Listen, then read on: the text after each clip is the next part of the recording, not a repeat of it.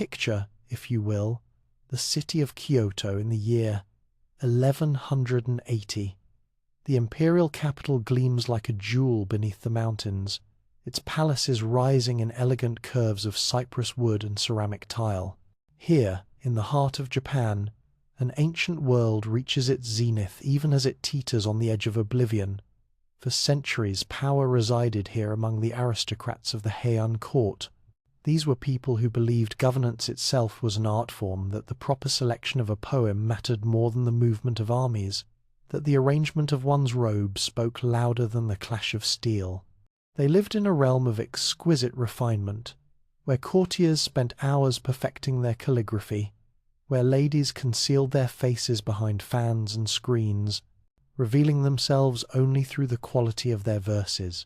It was a civilization built on beauty, on the precise observation of seasonal change, on the cultivation of aware that peculiar awareness of impermanence that makes beauty all the more precious.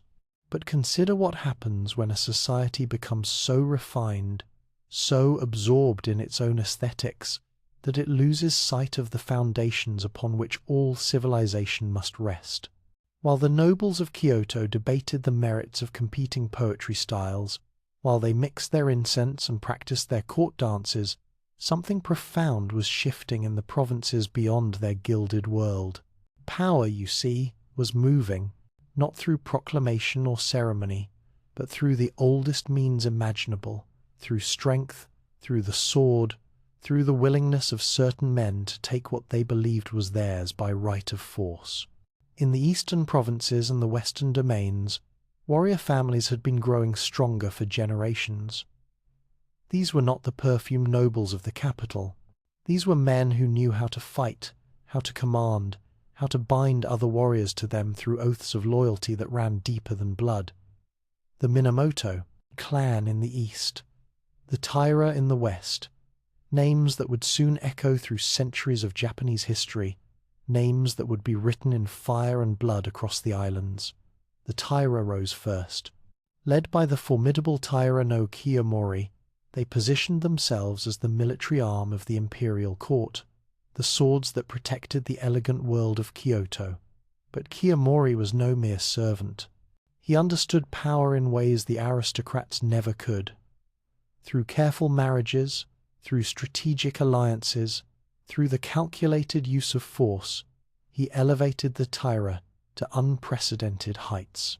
By 1160, Taira no Kiyomori had become what no warrior had been before the de facto ruler of Japan, though the emperor still sat upon his throne. Imagine the scene: a warrior dressed in the finest silks, living in a palace in Kyoto, his daughter married to the emperor himself. Kiyomori had done what seemed impossible. He had bridged the worlds of refinement and violence, had made warriors respectable in the eyes of the court. His grandson would be emperor. The Taira clan controlled more than half of Japan's provinces. They seemed invincible, but power inspires envy, and power built on military might requires constant vigilance, constant strength. When Kiyomori grew old and ill, when his control began to slip, the rivals he had suppressed for decades saw their opportunity. The Minamoto had been devastated in earlier conflicts, their leadership killed or scattered. But in the year 1180, 3 men of that broken clan began to gather their strength. Minamoto no Yoritomo, exiled to the remote east since boyhood. His half-brother, Yoshitsune, perhaps the greatest warrior Japan had ever produced, raised in a monastery and trained by warrior monks. And their cousin Yoshinaka, leading armies down from the northern mountains.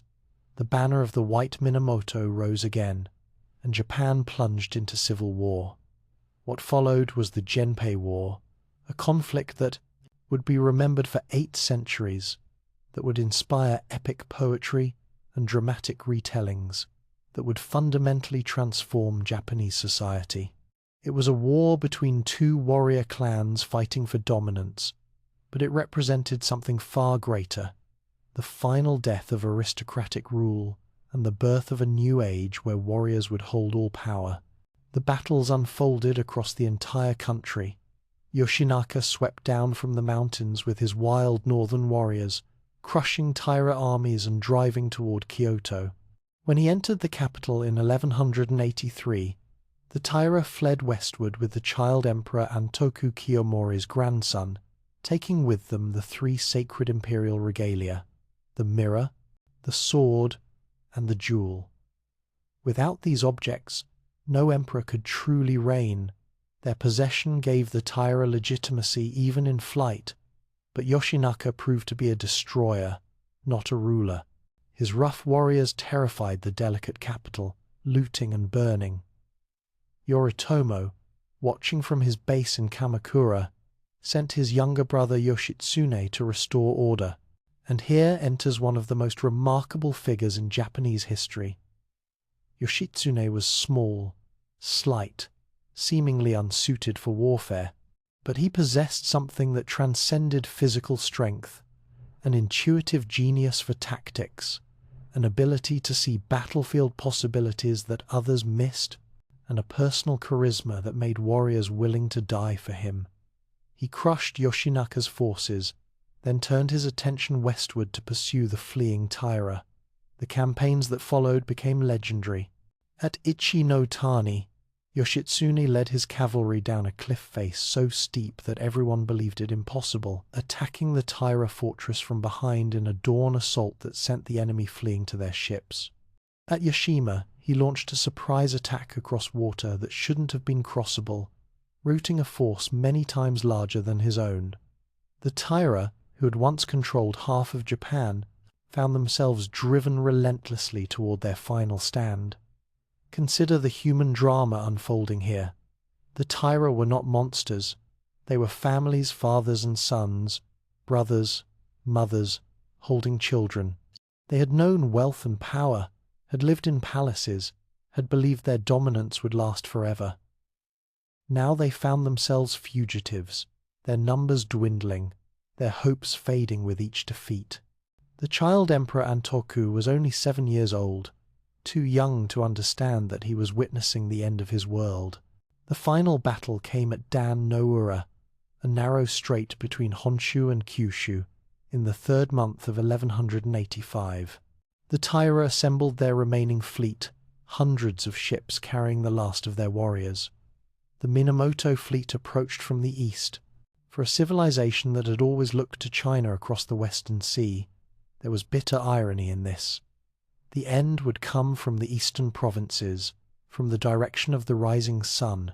The battle began with volleys of arrows darkening the sky.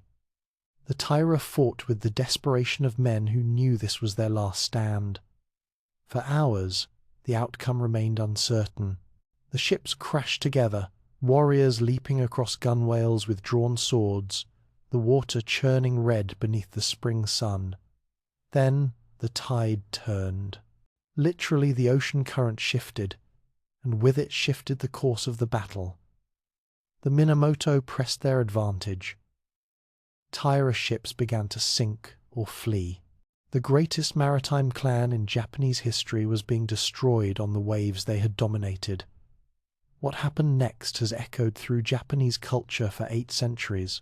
The Taira nobles, seeing defeat was inevitable, chose to die rather than face capture and humiliation. Warriors donned their finest armor and leaped into the sea, the weight of iron and steel dragging them to the bottom.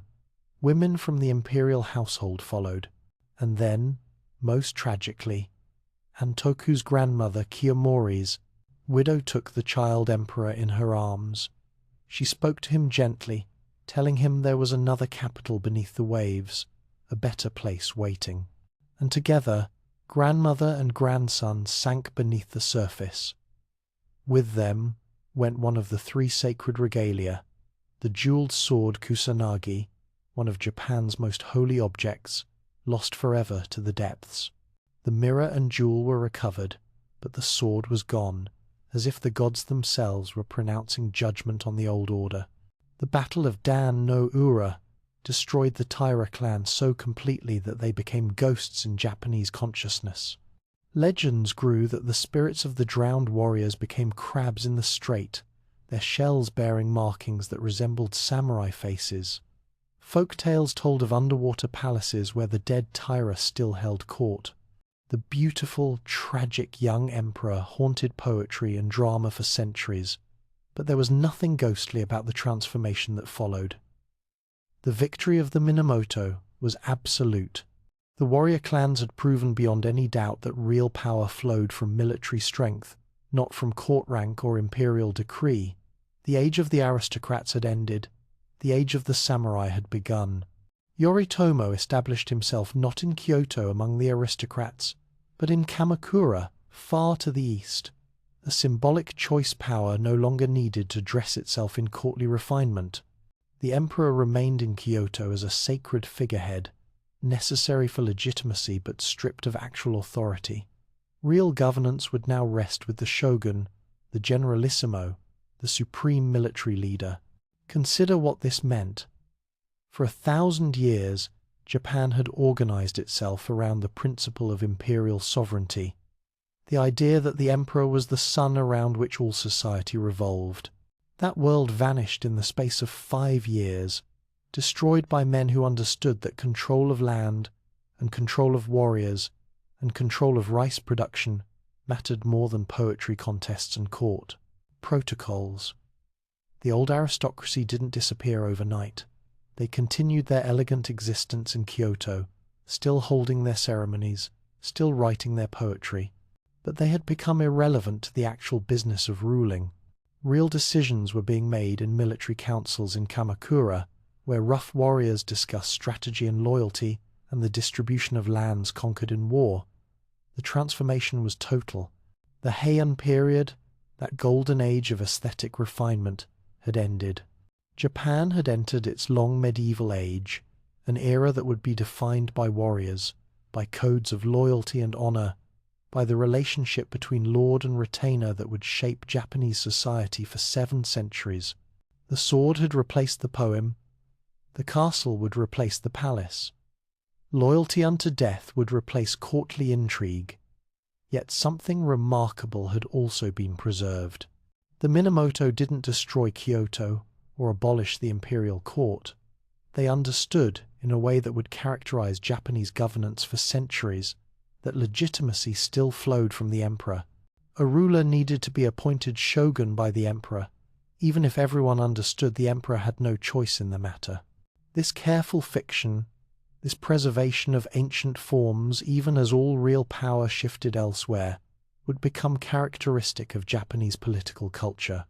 And in preserving the forms of the old order while fundamentally transforming the reality of power, the Minamoto created something new in human civilization, a system where symbolic authority and real authority were permanently separated, where the highest ceremonial position held no power, and where the actual ruler governed in the name of a sovereign who reigned but did not rule. The court poets still wrote their verses in Kyoto.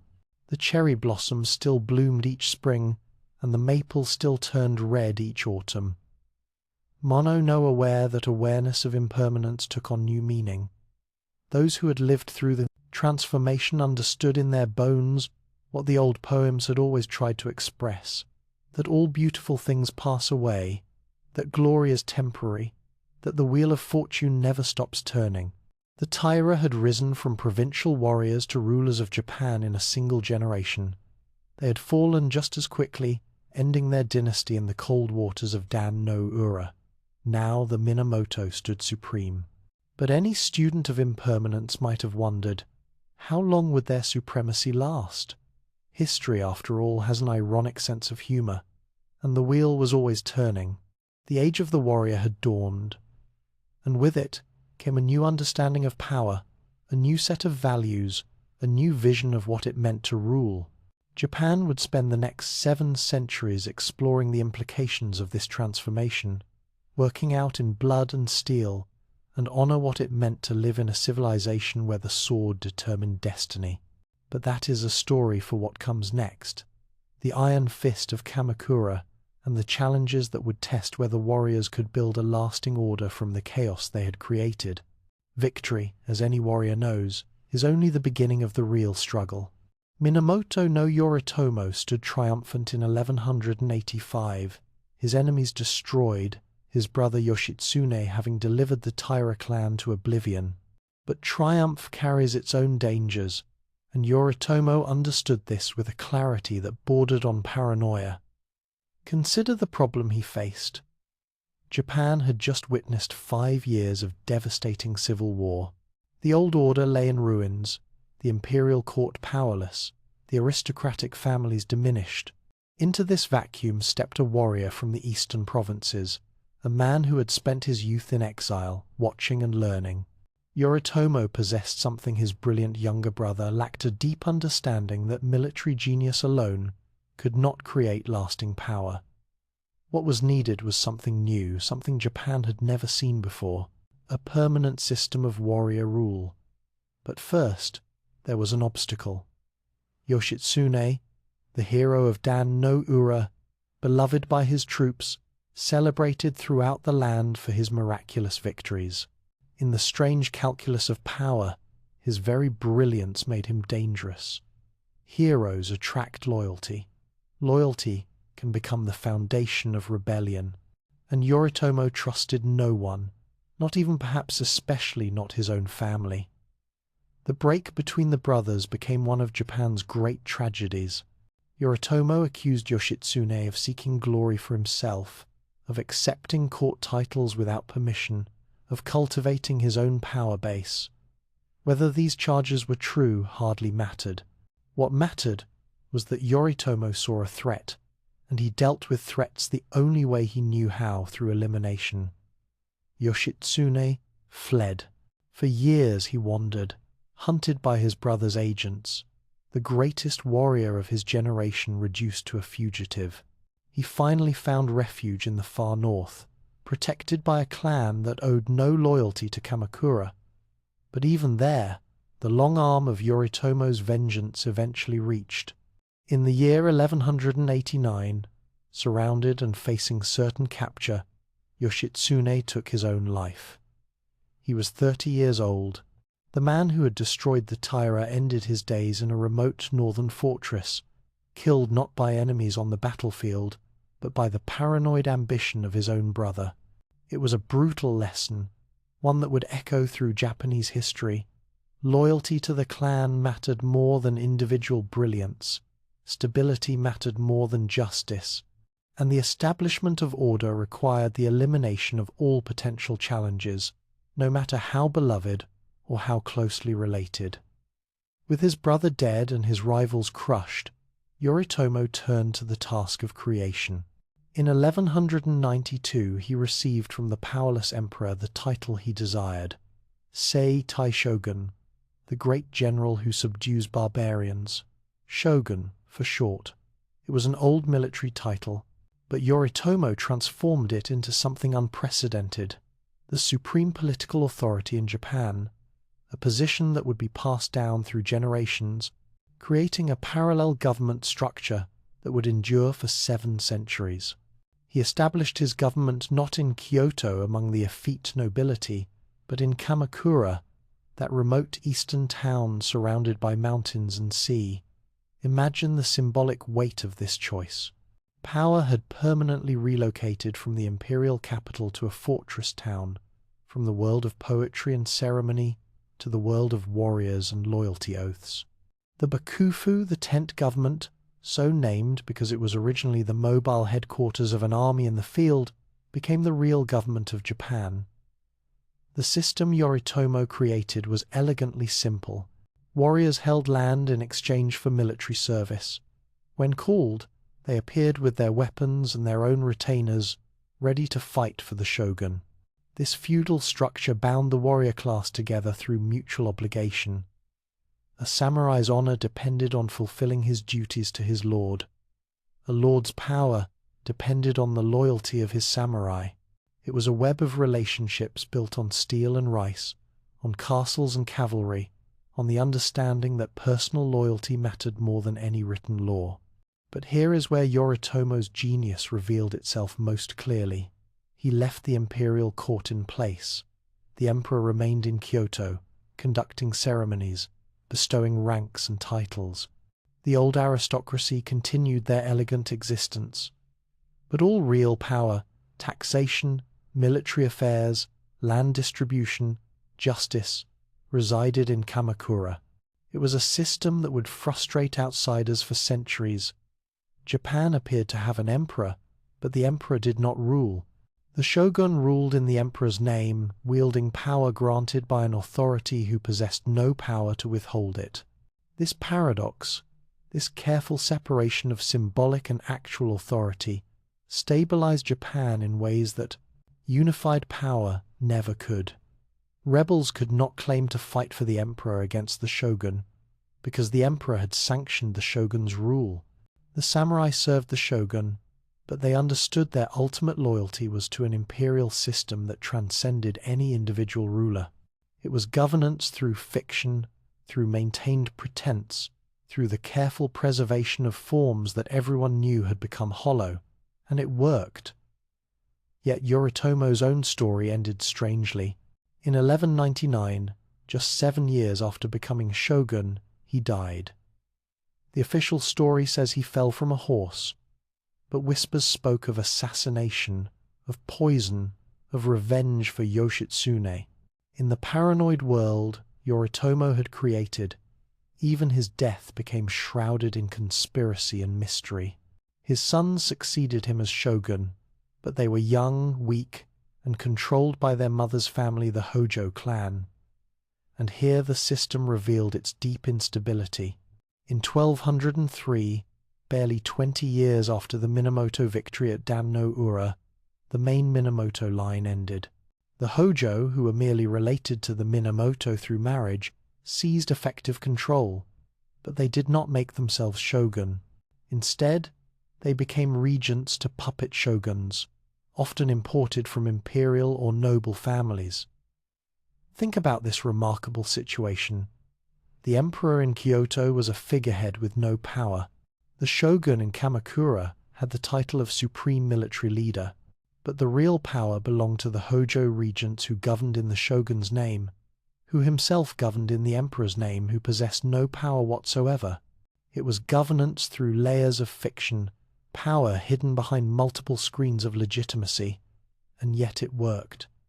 The Hojo regents, for all their usurpation, proved to be capable rulers. They maintained the Kamakura system, enforced loyalty among the warrior clans, and kept Japan stable for more than a century. And then, from across the sea, came a threat unlike anything Japan had ever faced. Kublai Khan, grandson of Genghis Khan, had conquered China and established the Yuan dynasty. His Mongol armies had swept across Asia, destroying kingdoms that had stood for centuries. The Mongols were the most terrifying military force the medieval world had ever seen. Mounted archers who could fire with deadly accuracy at full gallop, commanders who understood logistics and coordinated campaigns across thousands of miles, soldiers hardened by lives spent entirely on horseback and in battle. In 1274, Kublai Khan sent envoys to Japan demanding submission. The Hojo regent read the demands and, in an act of either supreme courage or reckless pride, had the envoys executed. It was a declaration that Japan would not bow to any foreign power, no matter how mighty. The response was inevitable. In the 10th month of 1274, a Mongol invasion fleet departed from Korea, 900 ships carrying approximately 33,000 Mongol, Chinese, and Korean warriors. They struck first at the islands of Tsushima and Iki, where small Japanese garrisons fought to the death but were quickly overwhelmed. Then the fleet turned toward Kyushu, Japan's southernmost main island. The Japanese defenders who gathered on the beaches had never encountered enemies like these. The Mongols fought in massed formations, not the individual combat that Japanese warriors preferred.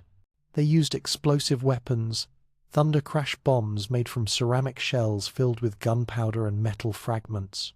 Imagine the terror of Japanese samurai, trained since childhood in sword and bow, hearing for the first time the roar of explosions, seeing their comrades torn apart by weapons they didn't understand. The Mongols also employed massed cavalry charges and coordinated infantry advances that overwhelmed the Japanese fighting style. A samurai's traditional approach to battle involved announcing his name and lineage, challenging worthy opponents to single combat. The Mongols had no interest in such niceties. They simply killed anyone in their path, efficiently and without ceremony. For a day, the battle raged along the Kyushu coast. The Japanese fought with desperate courage, but they were being pushed back, their formations broken, their losses mounting. The Mongol commanders prepared for a final assault that would establish their beachhead. And then, as night fell, something unexpected happened. A storm swept in from the sea. Not a typhoon, not yet, but strong enough that the Mongol commanders, unfamiliar with Japanese waters and concerned about their ships being driven ashore, ordered a retreat to open water. They would return in the morning to finish what they had started. But the storm intensified through the night. By dawn, the Mongol fleet was scattered, hundreds of ships damaged or sunk, thousands of soldiers drowned. The survivors limped back to Korea, their invasion force shattered. Japan had been saved, though the Japanese knew they had more to thank the weather for than their own martial prowess. The Hojo regents were not complacent. They understood the Mongols would return. For 7 years, they fortified the likely invasion sites, building stone walls along Hakata Bay, organizing the western warrior clans, preparing for the storm they knew was coming. Kublai Khan spent those same years preparing a force that would be impossible to defeat. In 1281, he launched an invasion that dwarfed the first attempt. 2 separate fleets, one from Korea carrying approximately 40,000 troops, another from southern China, carrying a staggering 100,000 soldiers, converged on Japan. It was one of the largest amphibious operations attempted in the pre-modern world, a force of 140,000 warriors in approximately 4,400 ships. This time, the Japanese were ready. When the Mongols approached Hakata Bay, they found stone walls and prepared defenses. The Japanese had learned from the first invasion. They abandoned individual combat in favor of coordinated resistance. They launched night raids against the Mongol fleet using small boats, setting fire to enemy ships and killing soldiers as they slept. For weeks, the Mongols struggled to establish a beachhead, taking heavy casualties, unable to bring their superior numbers to bear against fortified positions. And then, in the 8th month of 1281, the kamikaze came. Divine wind. That's what kamikaze means. And that's what it seemed to be, a typhoon of extraordinary power that struck the Mongol fleet just as it sat vulnerable off the Japanese coast. For 2 days, winds of unimaginable force tore through the invasion force. Ships were driven against rocks, vessels crashed into each other in the churning seas, soldiers drowned by the thousands, weighed down by their armor, unable to swim to shore. When the storm finally passed, the Mongol invasion force had been annihilated. Of the 4,400 ships, only a few hundred remained intact. Of the 140,000 soldiers, perhaps half had drowned. The survivors fled back to the mainland, and Kublai Khan never attempted to invade Japan again. The Japanese attributed their salvation to divine intervention. The gods themselves, they believed, had sent the winds to protect their sacred islands. This belief in divine protection would shape Japanese consciousness for centuries, creating a sense that their islands were special, blessed, inviolate. It would have consequences both glorious and terrible in the centuries to come, but there was a harsh practical reality beneath the spiritual interpretation. The Mongol invasions had cost the Kamakura Bakufu enormous amounts of money. Maintaining fortifications, keeping armies mobilized, preparing for threats that might come at any moment, all of this drained the treasury. And here was the fundamental problem. There was no new land to distribute as rewards. In a normal war, victorious warriors received estates taken from the defeated, but the Mongols had been driven back to the sea. There were no conquered territories to parcel out. The warriors who had defended Japan expected compensation for their service. The Hojo regents had nothing to give them. Debts mounted. Resentment grew. The loyalty that bound the warrior class to Kamakura began to fray. For 50 years after the second Mongol invasion, the Kamakura Bakufu slowly declined. The Hojo regents, for all their earlier competence, grew distant from the warriors they nominally governed. The system of mutual obligation that Yoritomo had created began to break down. Warriors found themselves impoverished, their lands divided among too many heirs, their status declining while merchants and moneylenders grew wealthy. And in Kyoto, the imperial court watched and waited. For 150 years, emperors had reigned without ruling, had performed ceremonies without wielding power. But institutions remember, and some emperors began to dream of restoration, of reclaiming the authority their ancestors had lost to warriors in armor. The Kamakura system, that iron fist that had held Japan for a century and a half, was beginning to rust. The divine winds had saved Japan from foreign conquest, but they could not save the Hojo from the internal contradictions of the system they had inherited and maintained. Change was coming, driven not by storms from the sea but by forces within Japan itself. Forces of ambition, resentment, and the eternal human desire to reclaim lost glory. The age of Kamakura was drawing to its close, and what would follow would plunge Japan into chaos more profound than anything the Mongol invasions had threatened. There are moments in history when a single individual, driven by vision or delusion, often both attempts to reverse the course of centuries. In 1333, such a moment arrived in the person of Emperor Go-Daigo, a man who looked at 150 years of warrior rule and decided it was time for emperors to govern again. Consider the audacity of this ambition. Since Yoritomo's time, emperors had been ceremonial figures, performing rituals, bestowing titles that meant nothing, living in Kyoto while real power resided elsewhere. They were necessary. The entire system of legitimacy depended on their existence, but they were not supposed to actually rule. Go-Daigo rejected this arrangement entirely. He studied history, he understood law, and he believed with absolute conviction that imperial authority was not merely symbolic, but divinely ordained and practically recoverable. In 1331, he began plotting against the Kamakura Bakufu. His first attempt failed spectacularly. The Hojo regents discovered the conspiracy, exiled Go-Daigo to the remote Oki Islands, and placed a different emperor on the throne. It should have been the end of his story, another failed imperial dreamer, forgotten by history. But Go-Daigo possessed something rare, the ability to inspire loyalty even from a distance. From his island exile, he continued to communicate with supporters, continued to build a network of warriors and nobles who, for various reasons, had grown disenchanted with Kamakura. Some believed genuinely in imperial restoration, others saw opportunity in chaos, and some, the most dangerous kind, were warriors of exceptional ability who calculated that backing a bold emperor might elevate them beyond what the rigid Kamakura system ever would. Among these warriors was a man named Ashikaga Takauji. Remember this name.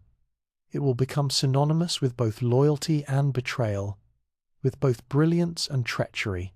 Takauji came from a distinguished warrior family, one of the great clans that traced its lineage back to the Minamoto.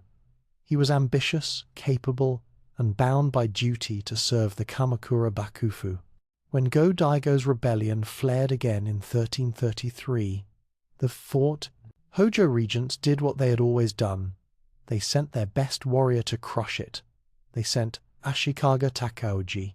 Takauji marched westward with his army, ostensibly to destroy the imperial rebels.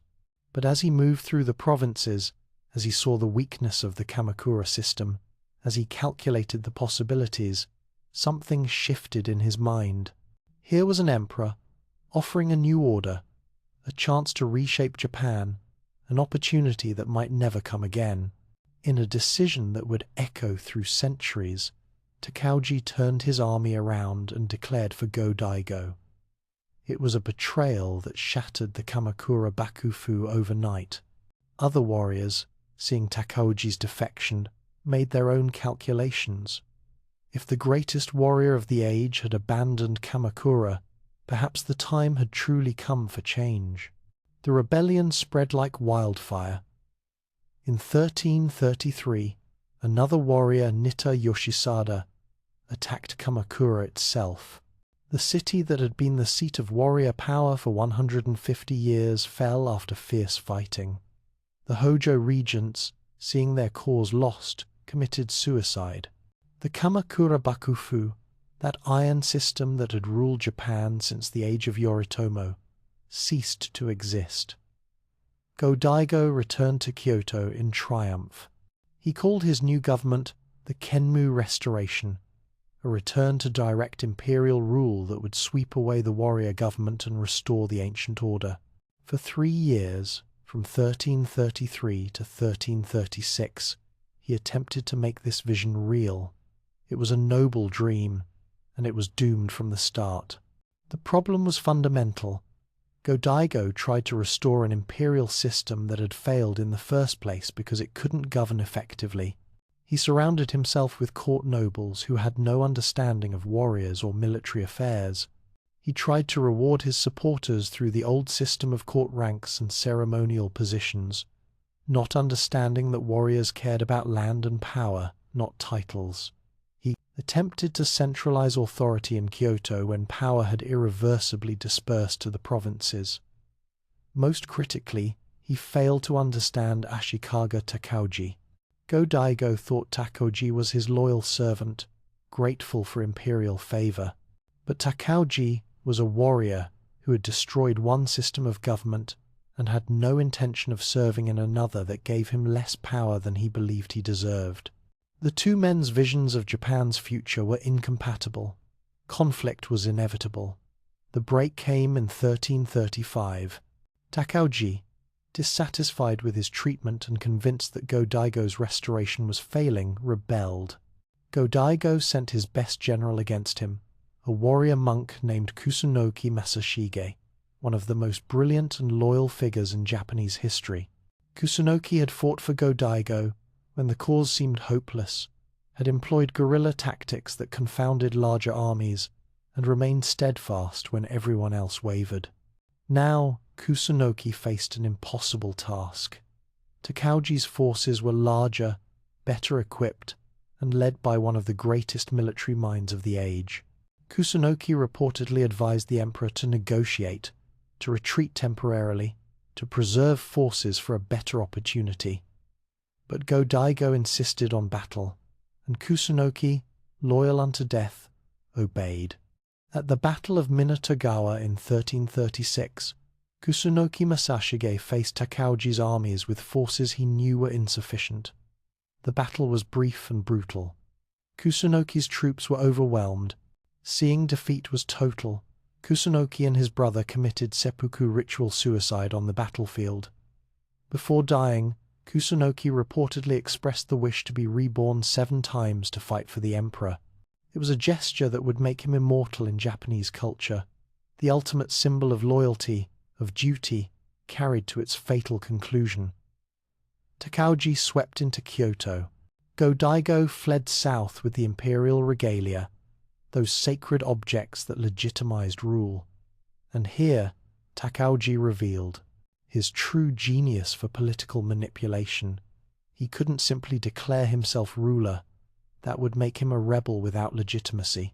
Instead, he convinced a member of a rival branch of the imperial family to become emperor in Kyoto.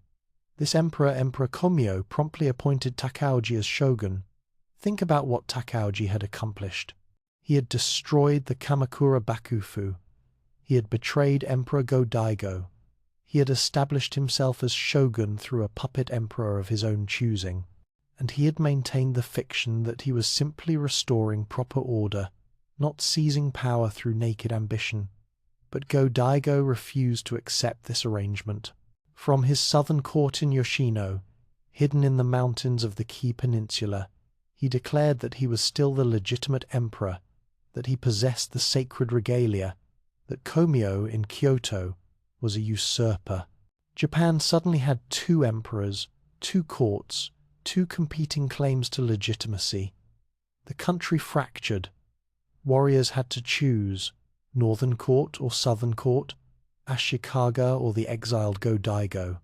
Every province, every clan, every ambitious warrior had to calculate where their loyalty and their advantage lay. Brothers fought brothers, fathers disowned sons, clans split down the middle. It was civil war, but civil war of a peculiarly Japanese kind fought in the name of competing emperors, each side claiming to defend imperial legitimacy against usurpers. This division, known as the Nanbokucho period, the age of the northern and southern courts, lasted for 60 years. Imagine that, 6 decades of Japan split between two imperial lines, two competing claims to the chrysanthemum throne, two separate calendars and systems of dating. It was chaos sanctified by competing religious and political legitimacies. The Ashikaga shoguns controlled Kyoto and the northern court, but their authority was constantly challenged. Provincial warriors used the division as an excuse to pursue their own ambitions. Claiming to fight for one court or the other, they seized lands, built fortresses, established their own domains. The shogun's power depended entirely on his ability to command loyalty through personal relationships and military strength, not through any systematic authority. Go-Daigo died in 1339, but the southern court continued under his successors. For 60 years, rival emperors in their rival capitals issued rival proclamations. Warrior clans switched sides based on advantage rather than principle. The southern court, based in remote mountain strongholds, survived through the tenacity of loyalists who believed in the cause, even as it became increasingly hopeless. The war produced remarkable figures, warriors who fought impossible battles out of personal loyalty, who held isolated castles against overwhelming forces, who died defending causes they knew were lost. These were men, shaped by a code that valued loyalty and honor above life itself, who found meaning in service, even when service meant certain death. Consider the peculiar Japanese aesthetic that elevates the beautiful doomed gesture. Kusunoki Masashige riding to Minatogawa, knowing he would die. Loyalists holding mountain castles for the southern court long after any hope of victory had faded. These were not practical decisions. They were choices made because honor demanded them, because loyalty transcended calculation, because there were some things, duty, obligation, the bond between lord and retainer, that mattered more than survival. This was the code of Bushido crystallizing in its medieval form, not yet the elaborate philosophical system it would later become, but the raw essence. A warrior served his lord absolutely. Betrayal was the ultimate shame. Death in service was glorious. Personal survival mattered less than maintaining one's honor. It was a code that would shape Japanese warrior culture for centuries, and it was being written in blood during these decades of civil war. The Ashikaga shoguns established their government in Kyoto's Muromachi district. Hence the period became known as the Muromachi era. But their control was always tenuous. They were never as powerful as the Kamakura shoguns had been. Regional strongmen daimyo, great names, controlled their own provinces with increasing independence. The shogun could command respect only through personal authority and military success, never through systematic institutional power. Ashikaga Takauji himself died in 1358, having established a shogunate but never really pacified the country. His successors continued the struggle against the southern court, sometimes winning, sometimes losing, always fighting to maintain their legitimacy against the competing imperial line in the mountains. The resolution, when it finally came in 1392, was almost anticlimactic. The third Ashikaga shogun, Yoshimitsu, negotiated a reunion of the courts. The southern court emperor would abdicate in favor of the northern court emperor, but future emperors would alternate between the two lines. It was a compromise, a face-saving formula that allowed both sides to claim they had preserved their principles. Of course, the Ashikaga immediately broke the agreement. Future emperors came exclusively from the Northern Court line. The Southern Court's imperial descendants were marginalized, their claims ignored. They had surrendered their legitimacy in exchange for promises that were never kept. It was a shabby end to 60 years of struggle, but perhaps fitting for an age characterized by betrayal and broken oaths. What had been accomplished? Go-Daigo's dream of imperial restoration had failed utterly. Emperors remained ceremonial figures with no real power. The warrior class had proven once again that control of military force determined who ruled Japan. Takoji's betrayal had succeeded, establishing the Ashikaga shogunate that would last for 2.5 centuries. But the cost had been immense. The Kamakura system's centralized warrior control had been shattered beyond repair. Regional warriors had grown powerful and independent during the Civil War. The shogun's authority was now personal and military, not institutional and systematic. The seeds of future chaos had been planted deep, and something else had been demonstrated. Loyalty itself had become negotiable. Takauji's betrayal of Kamakura, then his betrayal of Go-Daigo, showed that oaths could be broken when advantage demanded it. In the coming centuries, this lesson would be learned and relearned by warriors who would make Gekkokujo the overthrow of those above by those below into a defining principle of Japanese political life. The dream of restoration had failed. The age of betrayal had succeeded. Imperial authority had been revealed as an empty fiction that warriors maintained only when it served their purposes. Japan had learned that power came from the sword, not from divine right or ancient bloodlines. But Kyoto still stood, the imperial court still performed its ceremonies, and the Ashikaga shoguns, having seized power through betrayal and maintained it through force, would now attempt something remarkable. They would create a golden age of culture and beauty, even as their political control weakened with each passing year. They would prove that a government could be weak, its authority tenuous, its legitimacy questionable, and yet preside over artistic and cultural achievements that would influence civilization for centuries. That is the paradox we turn to next. The golden pavilion rising above a fractured realm, beauty flowering in political chaos, the exquisite refinement of a ruling class that controlled less and less, even as they created more and more. There is something profoundly human about the impulse to create beauty in the midst of uncertainty, to cultivate refinement when power itself is slipping away. The Ashikaga shoguns understood this, perhaps better than any rulers before them. They had seized control through betrayal. They governed through force. They maintained authority that was always contested. And yet they became patrons of an artistic and cultural flowering so magnificent that it would define Japanese aesthetics for centuries to come. The paradox was complete. Political weakness gave birth to cultural strength. As the shogun's actual power over the provinces diminished, as regional warlords grew increasingly independent, the Ashikaga court in Kyoto became a crucible of artistic innovation, a place where the warrior class finally merged with the old aristocratic culture to create something entirely new. At the center of this transformation stood one man, Ashikaga Yoshimitsu, the third shogun, who ruled from 1368 to 1394. Consider his accomplishment. He reunited the northern and southern courts, ending 60 years of civil war. He established diplomatic relations with Ming China, opening trade that brought immense wealth to Japan. He patronized artists, poets, and performers, and he built a structure that would become the very symbol of this golden age. Kinkakuji, the Golden Pavilion. Imagine standing before it in the year 1397, when it was newly completed. Rising 3 stories beside a perfectly designed pond, its upper floors covered entirely in gold leaf, it catches the sunlight and seems to glow with an otherworldly radiance. The pavilion incorporates 3 different architectural styles, one for each floor representing the synthesis of warrior, aristocratic, and Zen aesthetics. It is a building that declares, "We are warriors who have become sophisticated.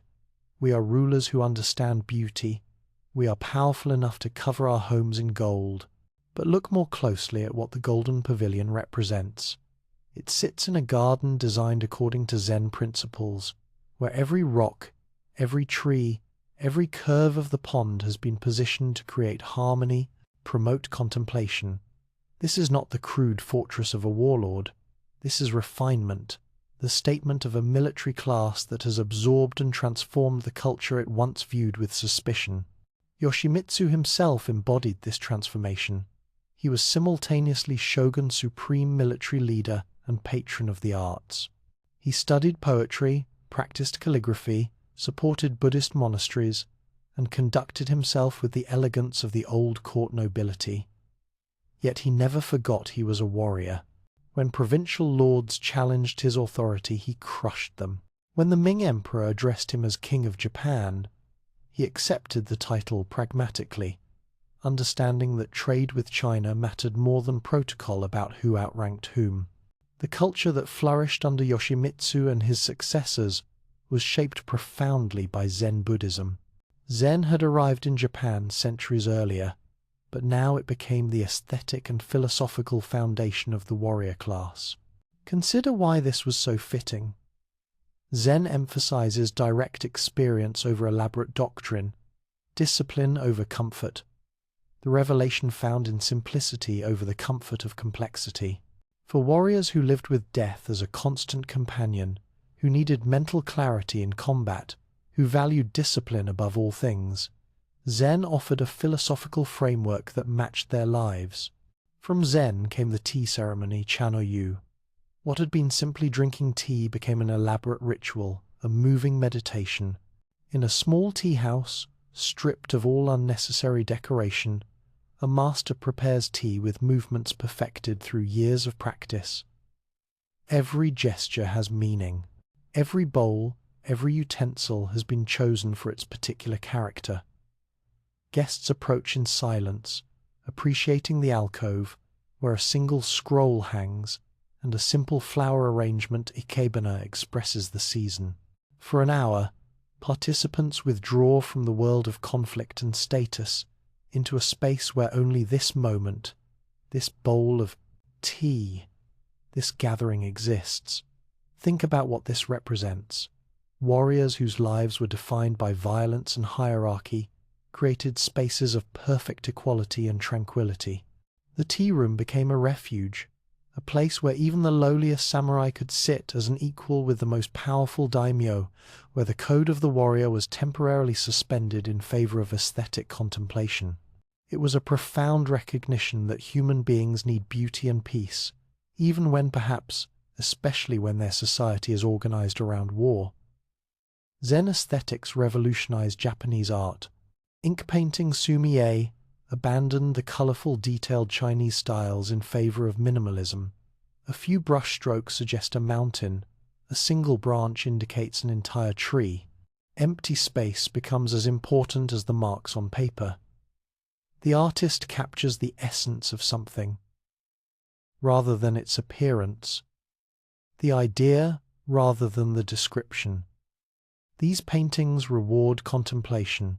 The longer you look, the more you see not in the painting itself, but in your own mind's response to its suggestive simplicity.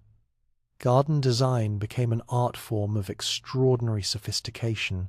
Zen gardens Karasansui used rocks and raked gravel to suggest water, mountains, and natural landscapes. In a space no larger than a small courtyard, a master gardener could create the feeling of infinite space. It could suggest the patterns underlying all of nature. These weren't gardens for walking in, but gardens for viewing from a specific position, for meditation on the relationships between elements, for understanding through aesthetic experience what cannot be captured in words. The warrior class embraced these refined pursuits without abandoning their martial identity. A samurai studied calligraphy, practiced tea ceremony, and learned to appreciate poetry alongside his training in swordsmanship and horsemanship. This synthesis, Bunbu Ryodo, the way of pen and sword, became the ideal. A true warrior was not merely a Bunbu Ryodo, a fighter, but a cultured person who understood that beauty and violence were both parts of a complete life. Into this refined culture emerged a new form of performance: no theatre. The playwright and theorist Zeami, working under Yoshimitsu's patronage, transformed what had been simple entertainment into something approaching religious experience. No moves at a pace that seems impossibly slow to modern audiences. Actors in masks perform stylized movements that take years to master. A protagonist might cross the stage in 10 minutes, each step precisely choreographed. The stories often involve ghosts returning from death, warriors confronting their past sins, ordinary people encountering divine beings. Watch a No performance and you enter a different relationship with time. The slow movements, the haunting music of flute and drums, the masked actors who seem more spirit than human, all of it creates a dreamlike state. No explores themes of impermanence, karma, the weight of the past, the nature of identity. It asks, what remains of us after death? How do we reconcile the violence we've committed? Can beauty redeem suffering? These were questions profoundly relevant to a warrior class that lived with death and killing as their profession. Yoshimitsu's death in 1408 didn't end the cultural flowering. Subsequent Ashikaga shoguns continued to patronize the arts. The silver pavilion Ginkaku-ji, built by the 8th shogun Yoshimasa, matched the golden pavilion in elegance, if not in glitter. Yoshimasa presided over developments in tea ceremony, flower arrangement, and ink painting that refined these arts to levels approaching perfection. But here's what makes this golden age so remarkable. It occurred even as the shogun's political power was visibly declining. By Yoshimasa's time in the mid-1400s, the shogun could barely control Kyoto itself, let alone the distant provinces. Regional daimyo fought constantly, ignoring orders from the capital. The country was sliding toward chaos. And yet in Kyoto, artists created masterpieces, Zen monks contemplated infinity in their gardens, and the elite pursued aesthetic refinement with passionate intensity. Trade with Ming China brought not just wealth but also cultural exchange. Chinese paintings, ceramics, and texts flooded into Japan. Japanese artists studied Chinese masters, but adapted what they learned to their own sensibilities, creating fusion styles that were distinctly Japanese. The shogun's collection of Chinese art became legendary paintings, calligraphy, bronze vessels, ceramics of impossible delicacy. These objects weren't merely treasures, they were teaching tools, models for Japanese artists to study and learn from. The merchant class grew wealthy from this trade. Cities expanded. Kyoto itself, despite the political instability, became a sophisticated urban center with specialized craft districts, wealthy merchants, and a growing class of educated commoners. This urban culture, the world of artisans, merchants, and professionals, existed somewhat separately from the warrior elite, but increasingly influenced it. Cultural sophistication was no longer the exclusive domain of aristocrats and samurai. Buddhism itself underwent transformation during this period. The old sects remained powerful, their great monasteries on Mount Hiei and around Nara commanding wealth and even military forces. But newer forms of Buddhism spread among common people. Pure Land Buddhism, which taught that faith in Amida Buddha could bring salvation to anyone, gained millions of followers. The priest Nichiren founded a sect that emphasized the Lotus Sutra and promised protection and prosperity to believers. These popular Buddhist movements created a religious landscape far more diverse than the aristocratic Zen of the warrior elite. Some Buddhist monasteries became so powerful they functioned as independent military forces. The warrior monks Sohei had existed for centuries, but now they reached their zenith of power. Armed with swords and naginata-bladed polearms, These monks defended their monastery's interests with ferocity that matched any samurai. They held vast estates, commanded the loyalty of thousands, and sometimes descended on Kyoto to intimidate the government. It was a strange contradiction. Men who had taken vows of non-violence, organizing military campaigns, monasteries dedicated to enlightenment functioning as political powers. The tension between Buddhist ideals and Buddhist reality would eventually explode, but for now the monasteries were simply another power that shoguns had to navigate. Some warrior leaders patronized certain temples, using them as allies. Others feared the monastery's independence. All recognized that Buddhism in Japan had become far more than a religion. It was a social, economic, and military force that shaped the nation's destiny. Poetry continued to evolve during this golden age. The Renga-linked verse, where multiple poets took turns adding stanzas, became wildly popular among both elite and commoners. These collaborative poems required deep knowledge of classical literature, quick wit, and the ability to build on what previous poets had written. A Renga session might last hours, dozens of stanzas accumulating into a collective creation that no single poet could have imagined. It was poetry as social activity, as intellectual competition, as shared aesthetic experience.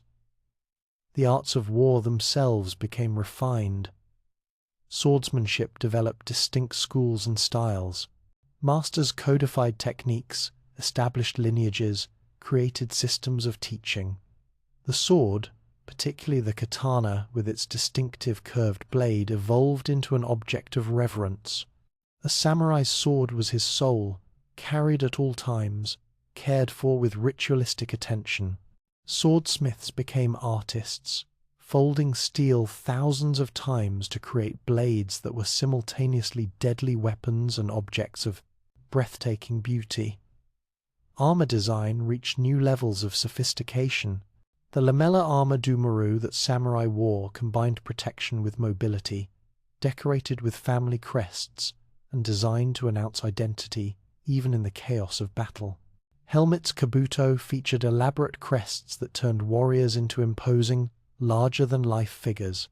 Even in war, aesthetics mattered. Even instruments of death could be beautiful. Consider the worldview this culture reveals. Impermanence, Mujo, was recognized as fundamental to existence. Nothing lasts. Beauty fades. Lives end. Power shifts. This Buddhist truth became aesthetic principle. The falling cherry blossom became the ultimate symbol. Beautiful, precisely because it is fleeting. Precious, because it will soon be gone. Warriors especially embraced this aesthetic. They lived with the constant reality that today might be their last day, that the next battle might kill them. Recognizing impermanence wasn't pessimistic, it was realistic, and it made every moment precious. Wabi-sabi, the appreciation of imperfection, of age, of the marks time leaves on things, emerged from this consciousness. A tea bowl with a crack becomes more valuable, not less, because the flaw reveals its history. A weathered wooden post suggests the passage of seasons. Asymmetry is preferred to perfect symmetry because nature itself is asymmetrical. This aesthetic celebrated the real over the ideal, the particular over the generic, the authentic over the manufactured. But beneath all this cultural brilliance, the political foundations were crumbling. The Ashikaga shogun's authority rested increasingly on prestige rather than power. Provincial daimyo fought each other constantly, forming and breaking alliances, seizing territories, building power bases that owed nothing to the shogun in Kyoto. The system of loyalty that had bound warriors to the bakufu was dissolving. Individual ambition was replacing collective obligation. Yoshimasa, that great patron of the silver pavilion and the arts, exemplified both the glory and the failure of late Ashikaga rule. He created beauty. He refined culture. He presided over achievements in aesthetics that would influence Japan for centuries, but he couldn't govern. He couldn't control his own generals. He couldn't prevent the conflicts that were building toward catastrophe. In 1467, a succession dispute, the kind of political problem that competent governance should have managed, exploded into full-scale civil war. The Onin War would burn for 11 years, reducing Kyoto to ashes and destroying forever any remaining pretense that the Ashikaga shogunate could maintain order. The Golden Age was about to end. The Age of War was about to begin. But the culture created during the Ashikaga period never died. The tea ceremony, no theatre, ink painting, Zen gardens, the aesthetic principles of wabi-sabi, and the appreciation of impermanence, all of these survived the coming chaos. They became the foundation of what the world recognizes as traditional Japanese culture. Warriors who had seized power through betrayal and violence had created something that transcended their own time, something that spoke to universal human needs for beauty, contemplation, and meaning. The Golden Pavilion still stands, rebuilt after a deranged monk burned it in 1950. You can visit it today, see its gold leaf glowing in the sun, watch its reflection shimmer in the pond. It remains what it always was, a promise that beauty can endure even when power cannot, that culture can flourish even in political chaos, that human beings can create something permanent even while knowing nothing lasts forever. But in 1467, as the city began to burn, as armies gathered for the war that would destroy the old order completely, the Golden Pavilion must have seemed like a beautiful dream from which Japan was about to awaken into nightmare.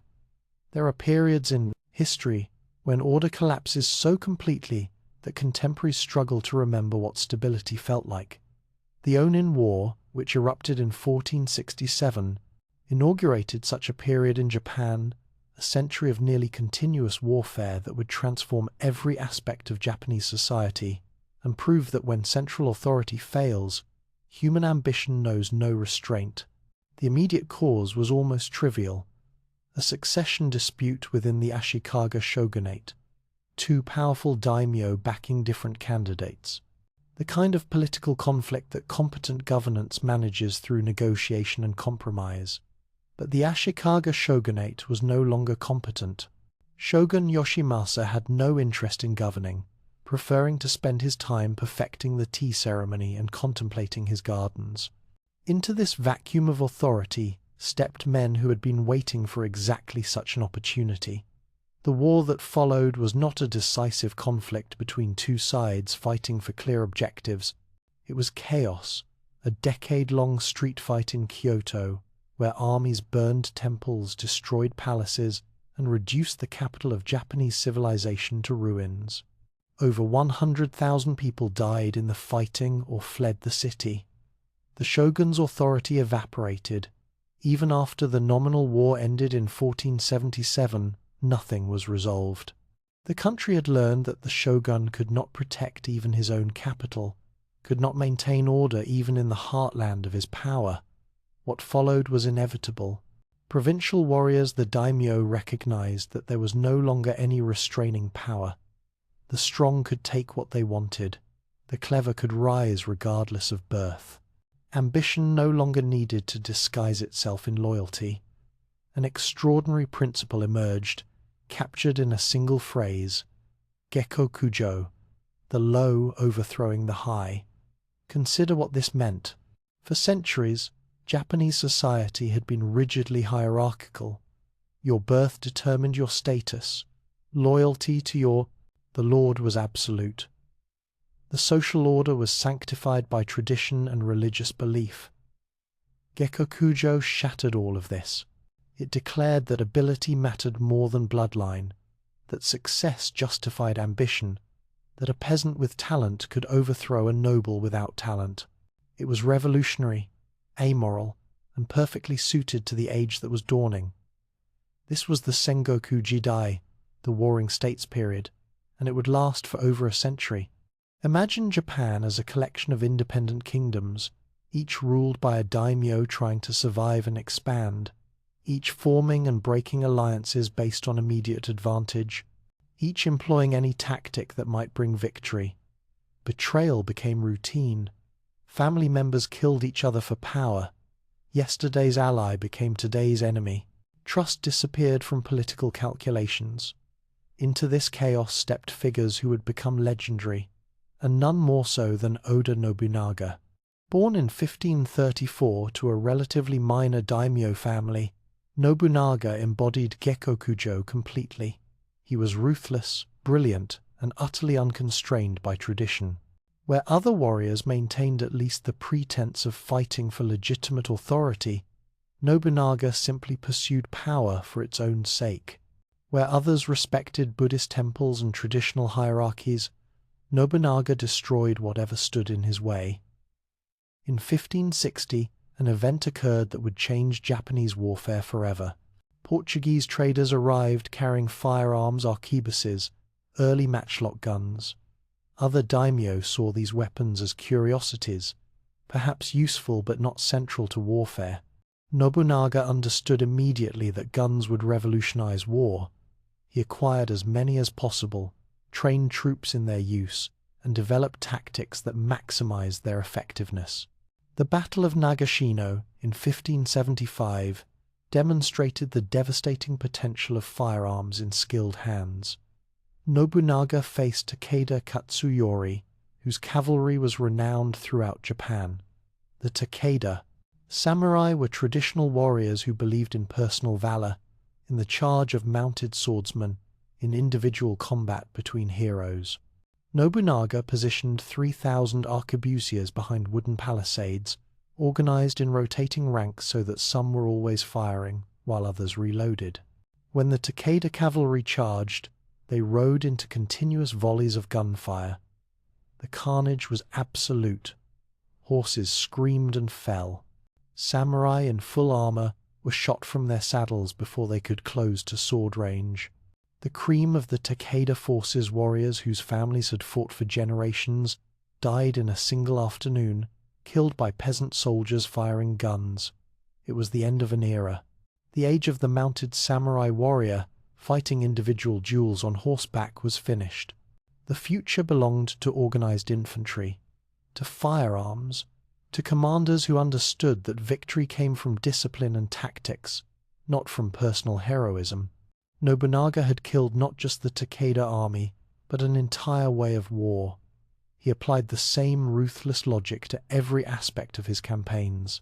Buddhist monasteries had maintained armed forces for centuries, using their spiritual authority to protect their temporal power. The warrior monks of Mount Hiei, overlooking Kyoto, had intimidated emperors and shoguns for generations. In 1571, Nobunaga surrounded the mountain and burned it. Every temple, every hall. He killed the monks, thousands of them without mercy. Men, women, children who had taken refuge in the holy precincts. He destroyed buildings that were centuries old, burned libraries containing irreplaceable texts, annihilated an institution that had shaped Japanese Buddhism for 400 years. Why such brutality? Because Nobunaga understood that power rested on the willingness to do what others would not. Buddhist monasteries claimed immunity from violence. Nobunaga proved there was no immunity. Traditional warfare avoided certain targets.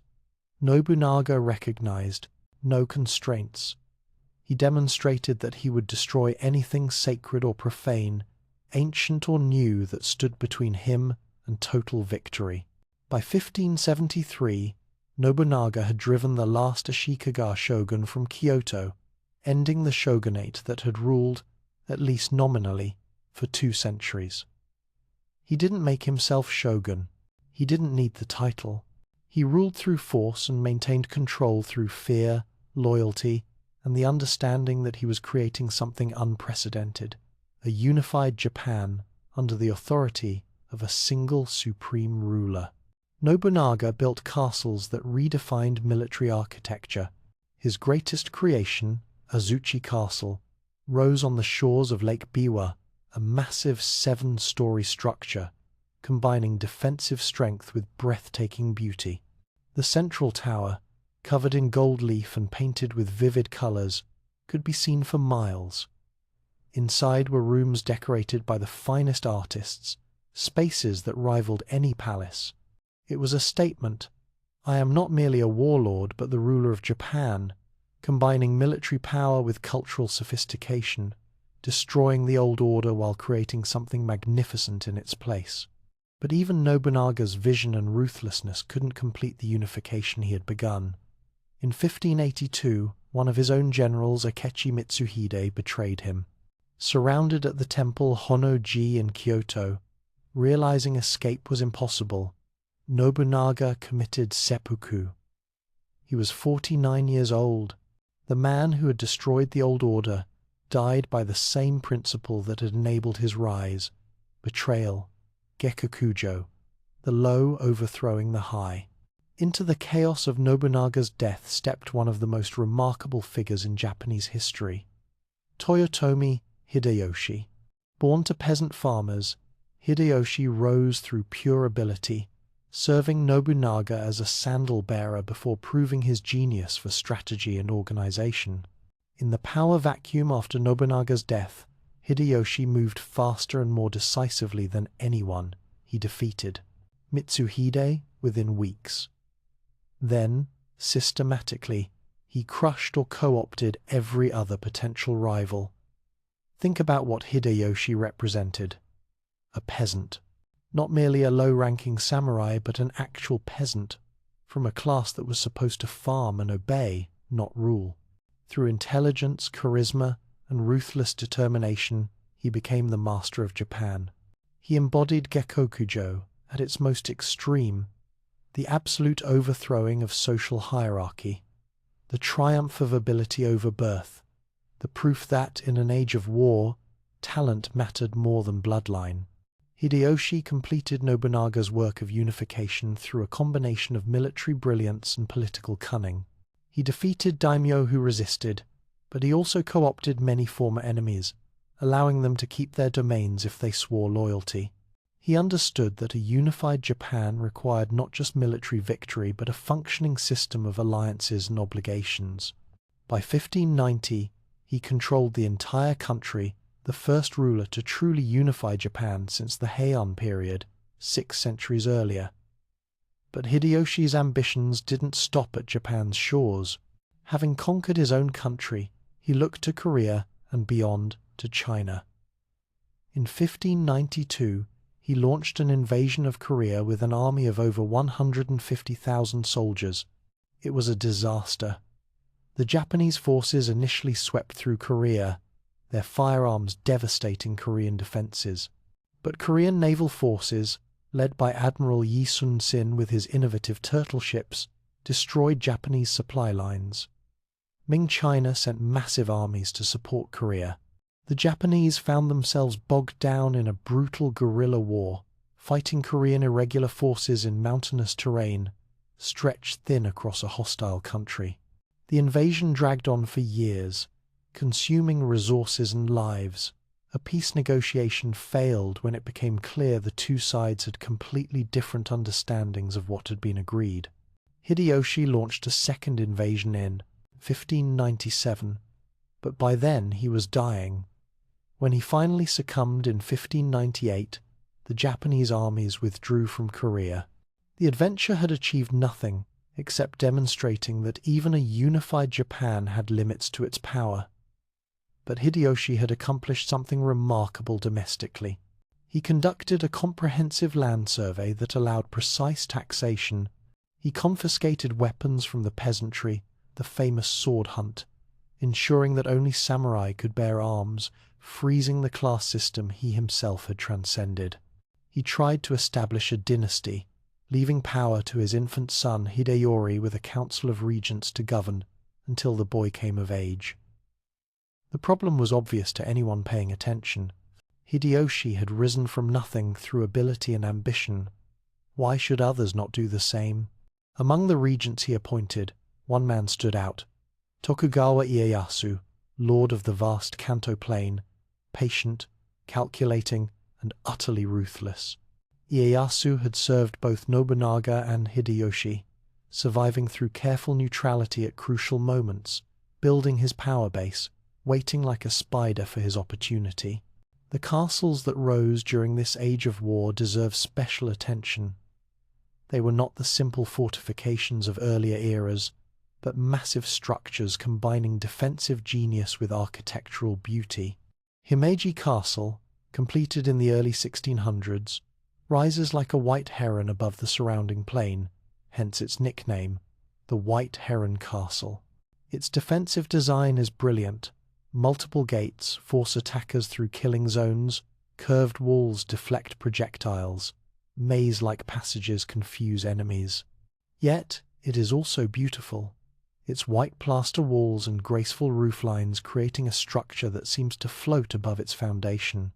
Osaka Castle, built by Hideyoshi, was perhaps the greatest of all. A massive complex surrounded by multiple moats and walls, its central tower covered in gold leaf, visible from every direction. It was statement and fortress combined. No one could take this castle. No one could challenge the power it represented.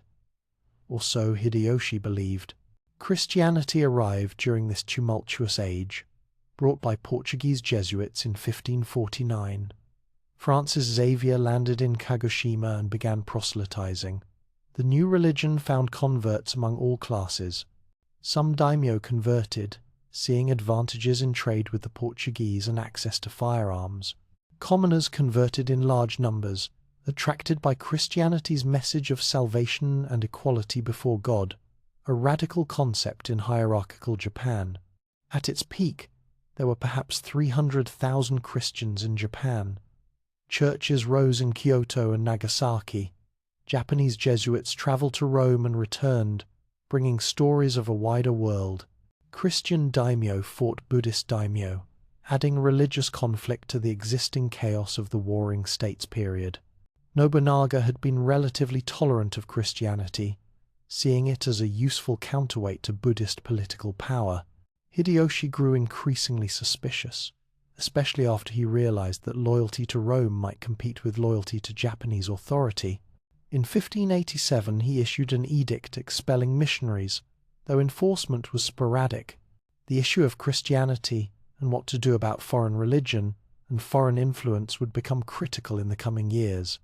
The merchant class thrived during the Warring States period despite, or perhaps because, of the chaos. Daimyo needed wealth to finance their wars.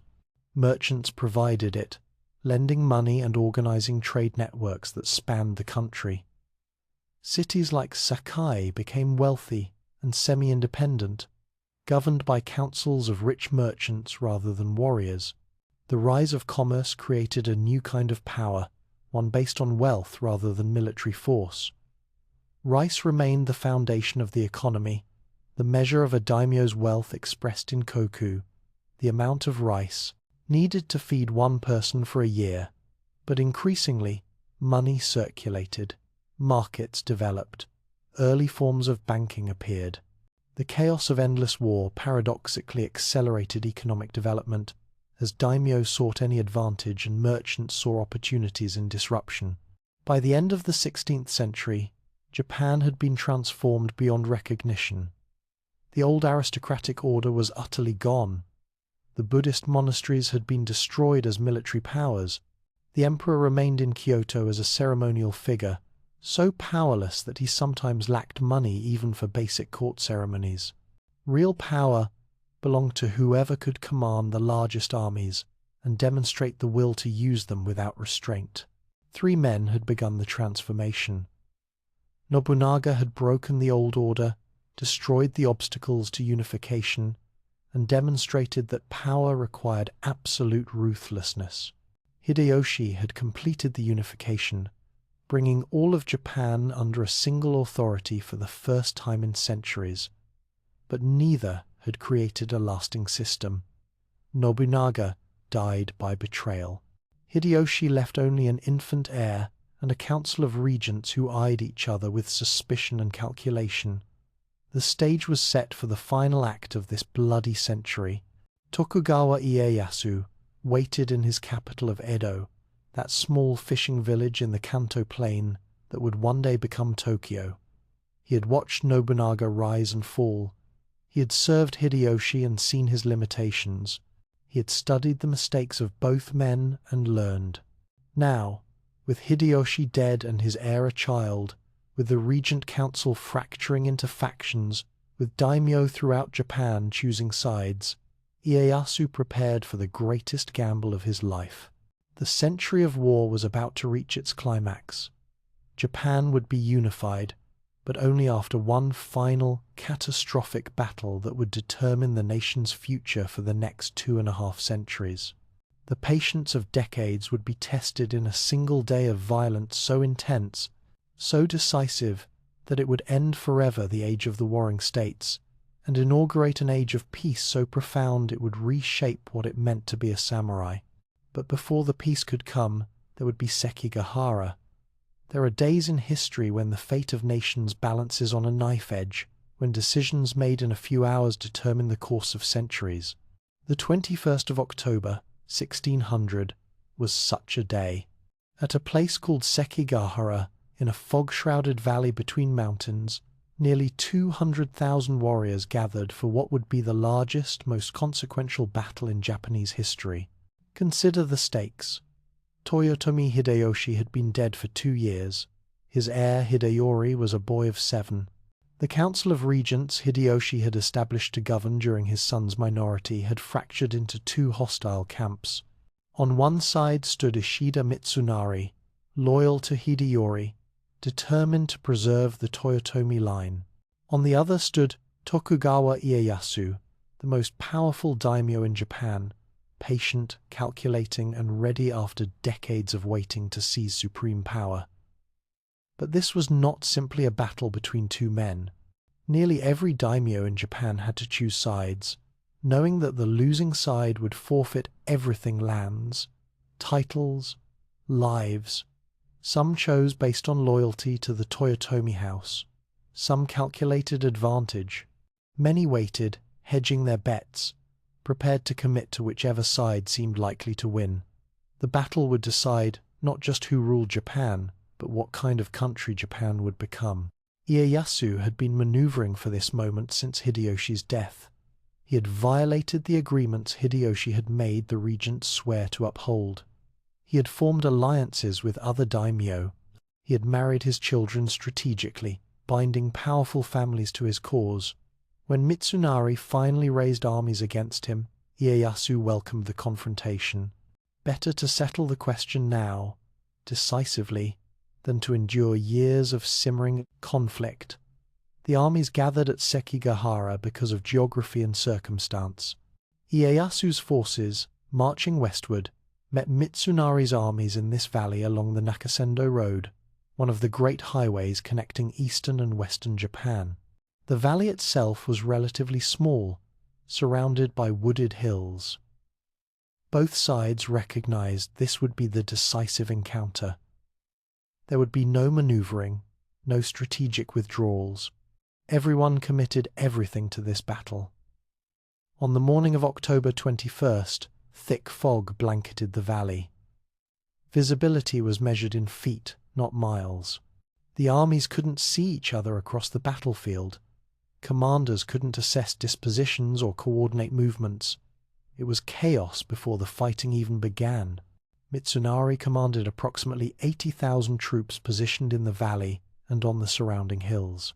His strategy depended on numerical superiority and on the commitment of several powerful daimyo whose forces held key positions. He believed loyalty to Hideyoshi's memory would hold his coalition together. He believed the righteousness of preserving Hideyori's inheritance would inspire his warriors. He believed he could defeat Ieyasu and restore the proper order where Hideyoshi's son ruled and loyal regents governed. Ieyasu commanded approximately 75,000 troops, somewhat fewer than Mitsunari, but his forces were more unified. These were daimyo who had committed fully to his cause, who understood their fortunes were bound to his victory. Ieyasu positioned his forces in the eastern end of the valley, ready to advance when conditions allowed. As the fog lifted around 8 in the morning, the 2 armies finally saw each other. The signal to attack was given, and the valley exploded into violence. Imagine standing on one of the hills overlooking Sekigahara. Below you, nearly 200,000 men surged toward each other. The sound is overwhelming. War cries, drums, conch shells, the thunder of thousands of feet trampling earth. Banners mark where each daimyo's forces fight. Arquebus volleys crack like continuous thunder. Arrows darken patches of sky. Warriors in elaborate armor clash with swords, spears, and polearms. This is not the elegant individual combat of earlier ages. This is mass warfare, where organized formations of infantry advance and retreat in blocks. Arquebus units fire in volleys, then retreat behind spear units while they reload. Cavalry charge vulnerable flanks. Commanders, mounted and surrounded by their elite guards, move behind the lines, directing forces, sending messengers, trying to maintain coherence in chaos. For hours, the battle raged without clear advantage. Mitsunari's forces held strong positions on the heights, but Ieyasu's troops were veteran warriors, disciplined and well led. Neither side could break the other. The valley became a killing field, bodies piling up where formations had clashed most fiercely. Wounded men crying out. The earth churned to mud mixed with blood. Then, around noon, everything changed. Kobayakawa Hideaki commanded 15,000 troops positioned on a hill called Matsuo Yama, overlooking the battlefield from the southwest. His forces were technically part of Mitsunari's Western coalition. Mitsunari's battle plan depended on Kobayakawa attacking Ieyasu's forces from the flank at the crucial moment. The entire strategy hinged on this maneuver. But Kobayakawa had been negotiating secretly with Ieyasu. He had been promised rewards for betrayal lands, titles, power beyond what Mitsunari offered. Yet he hesitated. Committing his forces to Ieyasu meant open treason against the Toyotomi house. It meant betting everything on Ieyasu's victory. If Ieyasu lost, Kobayakawa would be destroyed as a traitor. For hours, Kobayakawa's 15,000 troops sat on their hill, watching the battle unfold below, doing nothing. Both sides knew his decision would determine the outcome. Messengers from Mitsunari begged him to attack as planned. Ieyasu watched the hill, waiting, wondering if his gamble on Kobayakawa's betrayal would pay off. Finally, Ieyasu decided to force the issue. He ordered his arquebusiers to fire a volley toward Kobayakawa's position. It was both warning and invitation. Decide now, or I will consider you an enemy. The guns fired. The shots fell short of Kobayakawa's position, but the message was clear. Kobayakawa made his choice. He ordered his 15,000 troops to attack not Ieyasu's forces as Mitsunari expected, but Mitsunari's own allies positioned in the valley below. It was betrayal on a massive scale, 15,000 warriors suddenly turning on their supposed comrades, attacking from behind, creating chaos and panic. Other daimyo in Mitsunari's coalition saw Kobayakawa's betrayal and made their own calculations. Some had also been negotiating with Ieyasu. Others simply recognized that the battle was lost. One by one, Western forces either fled or switched sides. What had been a closely contested battle became a rout. Mitsunari's loyal forces fought desperately.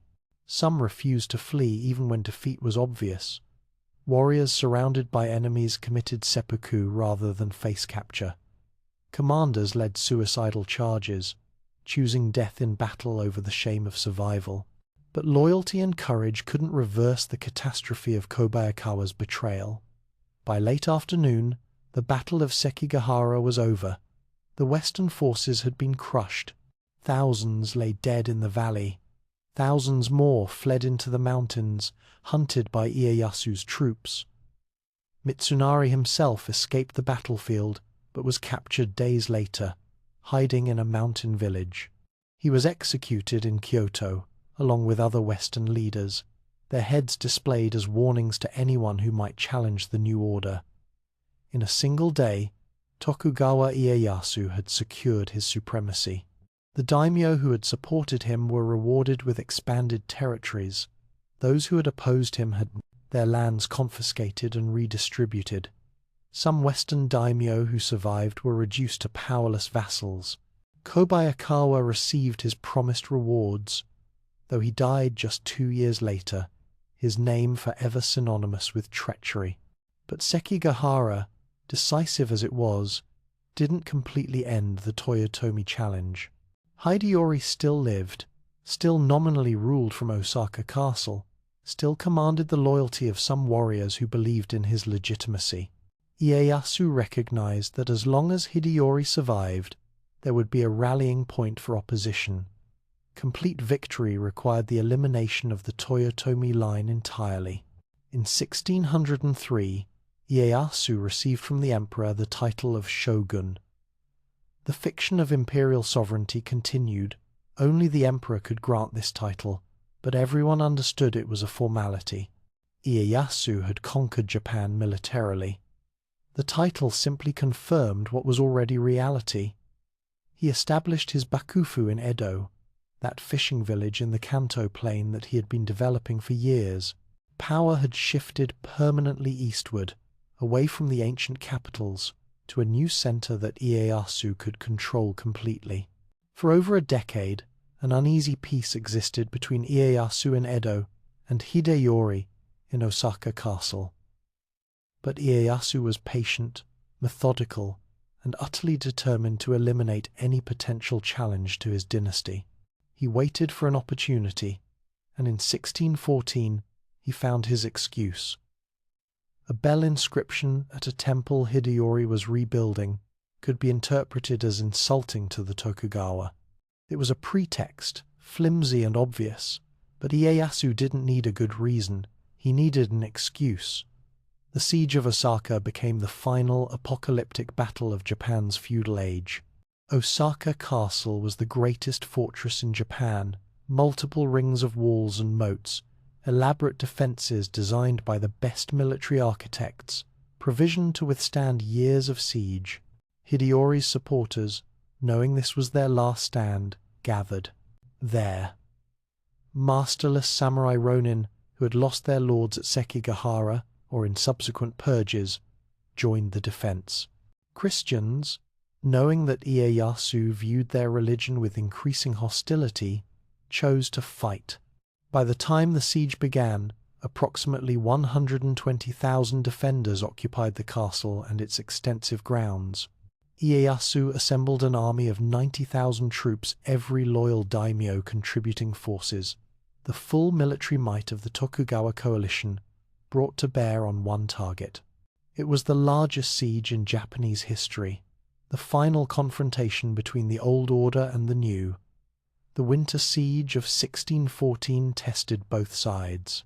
Ieyasu's forces surrounded the castle but couldn't penetrate its defences. Artillery bombardment using cannon obtained from European traders damaged some buildings but couldn't breach the walls. Direct assaults were repulsed with heavy casualties.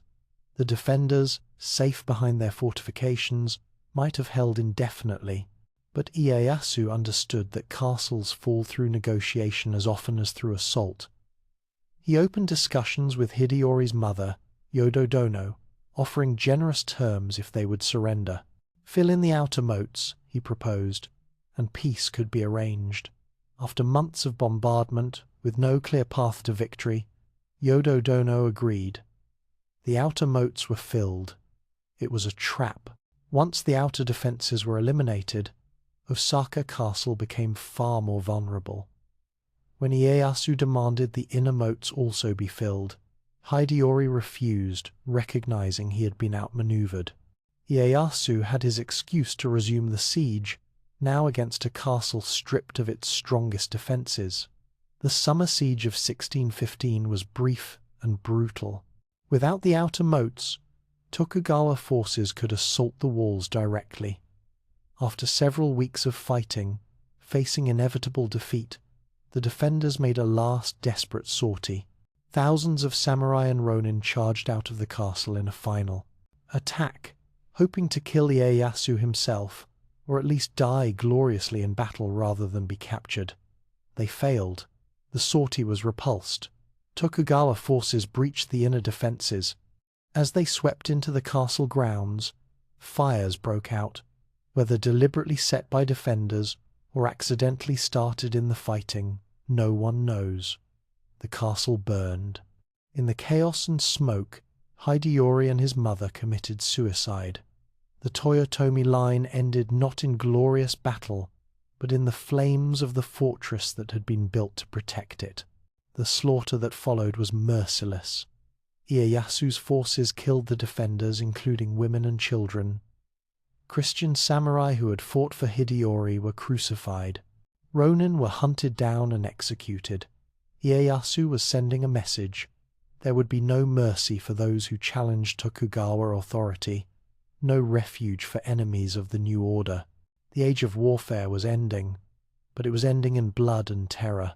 With Hideyori dead, with Osaka Castle destroyed, with all potential rivals eliminated, Ieyasu could finally implement the system he had been planning for years.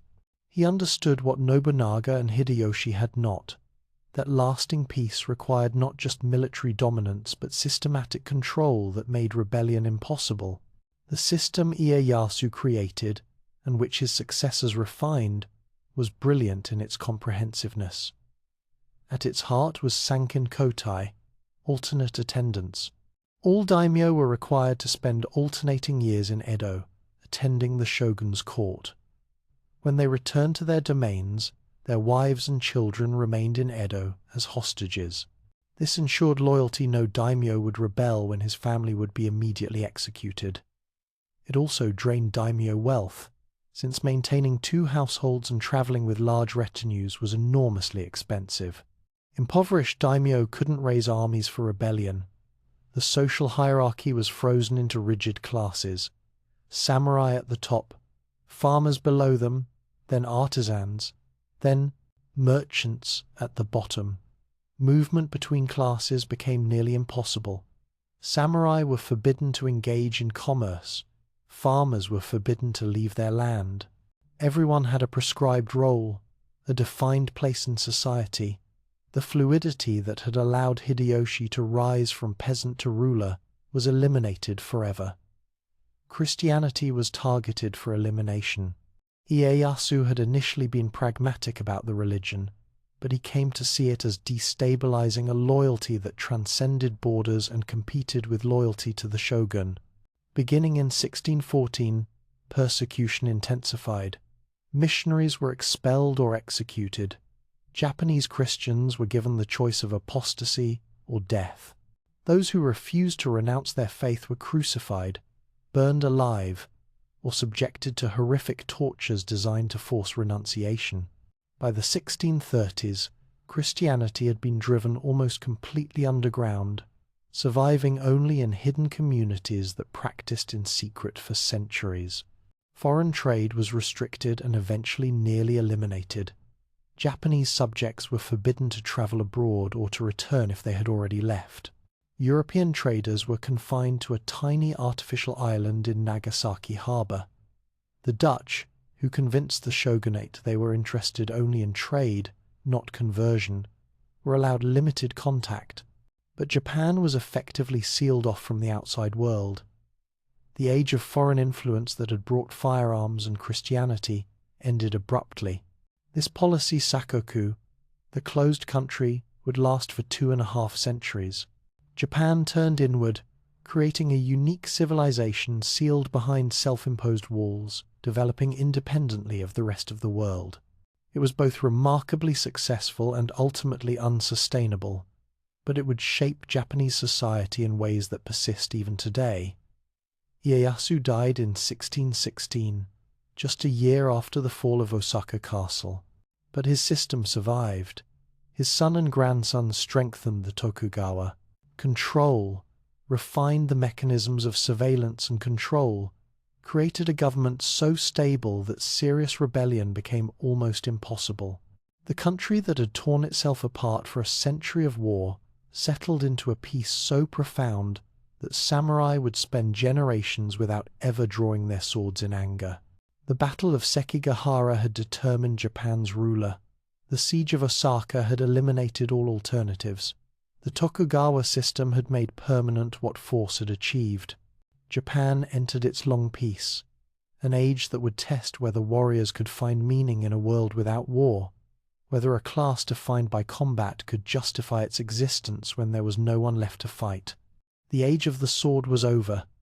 The age of bureaucracy had begun, and everything that had defined the samurai, their violence, their loyalty, their readiness to die, would be tested in ways that endless warfare never could. There is a peculiar irony in the fate of the samurai after 1615.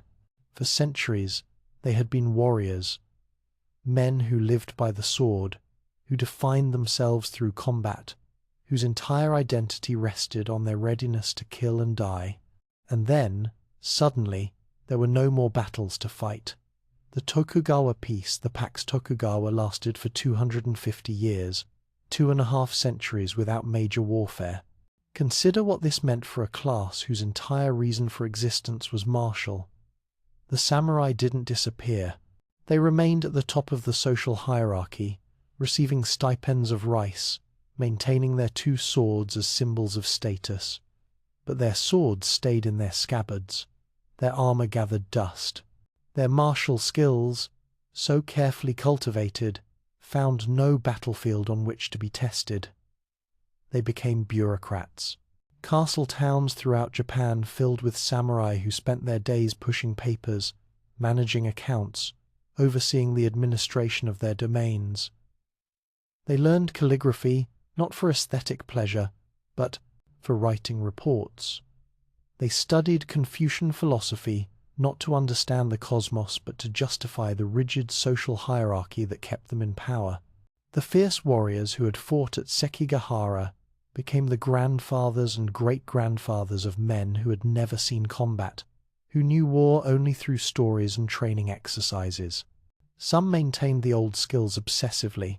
Sword schools flourished, teaching kenjutsu, the art of the sword, to samurai who would almost certainly never use these techniques in actual combat. These schools became repositories of increasingly formalized techniques, kata performed with ritualistic precision. The sword itself became more symbolic than practical, an emblem of samurai identity rather than a tool of war. A samurai without his swords was no samurai at all, yet he might live his entire life without drawing them in anger. The code of Bushido, the way of the warrior, crystallized during this peaceful age into something far more elaborate than the rough loyalty unto death of the warring states period. Philosophers and scholars codified what it meant to be a samurai: absolute loyalty to one's lord, readiness to die at any moment, contempt for material comfort, dedication to honor above survival. It was beautiful, rigorous, and increasingly divorced from reality. Real samurai dealt with mundane problems, debts, family disputes, boredom, not the stark choices of battlefield honor. Yet the ideal still mattered, perhaps because without war, only the ideal distinguished samurai from everyone else. If you couldn't prove your worth in combat, you had to demonstrate it through perfect adherence to the code. One incident became legendary precisely because it represented everything the samurai wished to believe about themselves. In 1703, samurai carried out an act that would echo through Japanese culture for centuries. They were retainers of Lord Asano, who had been ordered to commit seppuku after striking a court official in Edo Castle. His death left his samurai masterless ronin. According to Tokugawa law, they should have dispersed, found new masters, or become farmers. Instead, they plotted revenge. For nearly 2 years, they concealed their intentions. Their leader, Oishi Yoshio, pretended to descend into drunken dissolution, frequenting brothels and behaving shamefully, all to convince the authorities that he and his comrades were harmless, broken men who posed no threat. In reality, they were waiting, planning, preparing for one perfect act of loyalty. On the 14th day of the 12th month of 1703, the 47 attacked the mansion of Kira Yoshinaka, the court official whose insults had provoked their lord's fatal outburst. They fought through Kira's guards, found him hiding, and executed him. Then they marched to their lord's grave, placed Kira's head before it, and turned themselves in to the authorities. They had avenged their master. They had demonstrated perfect loyalty. They had also broken the law the Tokugawa shogunate forbade private revenge precisely because it could spiral into endless feuding. The authorities faced a dilemma: execute men who had exemplified everything the samurai code celebrated, pardon lawbreakers because their lawbreaking was honorable. The solution was elegant and tragic. The 47 were ordered to commit seppuku. They died as samurai, maintaining their honor, rather than being executed as common criminals.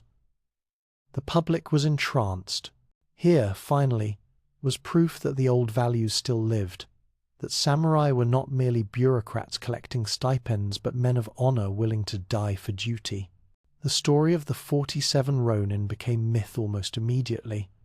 It was told and retold, dramatized in puppet theater and kabuki, held up as the ultimate example of loyalty, and perhaps it resonated so deeply precisely because such incidents were so rare. In a peaceful age, the 47 stood out, because they had done what samurai were supposed to do but almost never did any more: die for their lord. Meanwhile, the merchant class, officially the lowest of the four social classes, grew wealthy. Trade flourished during the long peace. Cities expanded. Osaka became a commercial hub where merchants developed sophisticated financial instruments. Edo grew into one of the largest cities on earth, with over 1 million inhabitants by the 1700s.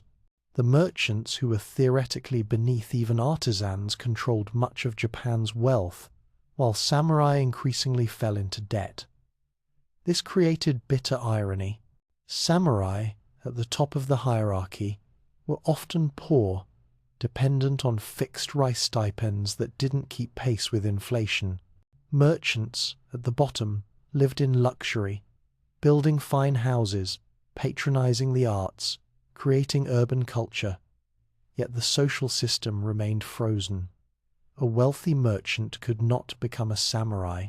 A poor samurai remained samurai. Class boundaries were absolute, creating tensions that had no outlet in a rigidly controlled society. Urban culture flourished in this environment. The floating world ukiyo emerged, the world of pleasure districts, kabuki theater, geisha, and entertainment. Artists captured this world. In ukiyo-e woodblock prints, images of actors, courtesans, landscapes, erotic scenes. These prints were mass-produced, affordable, and enormously popular. Artists like Hokusai and Hiroshige created images: the Great Wave, views of Mount Fuji, scenes of the Tokaido Road that would eventually influence Western art movements centuries later. Kabuki theater developed into a sophisticated art form, though it was viewed by the authorities with suspicion as potentially subversive. Plays dealt with historical themes, but audiences understood the contemporary parallels. Conflicts between duty and human feeling, Giri and Ninjo, played out in tragedies that made clear the human cost of the rigid social system. Literature flourished. Ihara Saikaku wrote novels about merchants and townspeople, capturing urban life with realism and humor. Matsuo Basho perfected haiku, those 17-syllable poems that captured moments of profound observation in just a handful of words. The brevity itself reflected aesthetic value suggestion rather than description, simplicity rather than elaboration, the profound hidden within the ordinary. But beneath this cultural vitality, Japan was stagnating. The isolation policy meant limited exposure to the scientific and technological revolutions transforming the rest of the world. While Europe industrialized, while Western nations developed steam power, railways, and modern weapons, Japan remained locked in its feudal system. The very stability that had allowed culture to flourish was becoming a trap. The first real challenge to the Tokugawa system came not from within but from without. In 1853, American Commodore Matthew Perry arrived with 4 warships, the Black Ships, and demanded that Japan open to trade. The ships were steam-powered, armored, mounting cannon that could devastate any Japanese coastal fortification. Perry delivered a letter from the American president and promised to return the following year for an answer. The shogunate faced an impossible choice: refuse and face military confrontation with a technologically superior power, accept and violate the isolation policy that had been fundamental to Tokugawa rule for 2 centuries. The crisis exposed what had been hidden. The shogunate was weak, unable to defend Japan against foreign pressure, dependent on a system that was no longer adequate to the challenges of the modern world. When Perry returned in 1854, the shogunate signed treaties opening Japanese ports to American trade. Other Western powers quickly demanded similar treaties. Japan's isolation was broken, not by choice, but by force. The unequal treaties which gave Western nations significant advantages humiliated the Japanese and revealed the shogunate's powerlessness. This crisis energized opposition to the Tokugawa. Samurai from Western domains, particularly Satsuma and Choshu, began advocating for the overthrow of the shogunate and restoration of imperial rule. Their slogan was "Sono Joy," revere the emperor, expel the barbarians. They dreamed of a Japan strong enough to resist Western pressure, and they believed this required sweeping away the Tokugawa system. The irony was exquisite. These samurai, the inheritors of a system the Tokugawa had created, would destroy that system in the name of tradition and imperial restoration. They would accomplish what Emperor Go-Daigo had failed to achieve 5 centuries earlier, but for completely different reasons and with completely different results. The final collapse came swiftly. In 1867, the 15th Tokugawa shogun, Yoshinobu, resigned, theoretically restoring power to the emperor.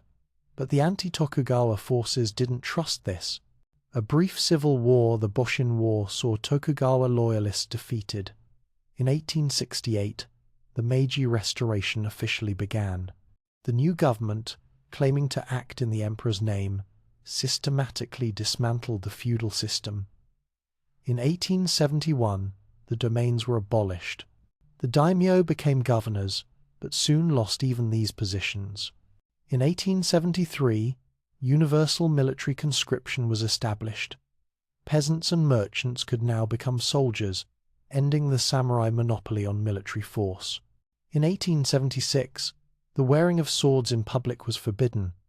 The very symbol of samurai identity was taken away by legal decree. Think about what this meant. For 700 years, since the fall of the Taira clan at Dan no-ura, warriors had ruled Japan. Now, in less than a decade, that entire system was dismantled. The samurai class was abolished. Former samurai received one-time payments to compensate for their lost stipends. Some adapted, becoming businessmen, officials in the new government, or military officers in the modern army.